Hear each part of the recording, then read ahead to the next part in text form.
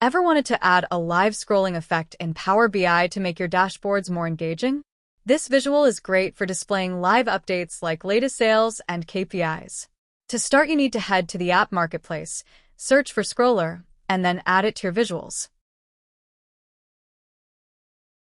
You should now see its icon. The mandatory fields are the category field, which must be accompanied by either the measure absolute, measure deviation field, or both. You can customize the font, color, scroll speed, and can even have conditional formatting to show the performance of your metric. This can also be an effective way to communicate with your customers. Examples being your report may be down. You could add a message that says we're aware of the issue, or prompt them to perform an action you need. It's a great way to enhance your dashboards with a ticker-like effect. This is a quick overview of the control.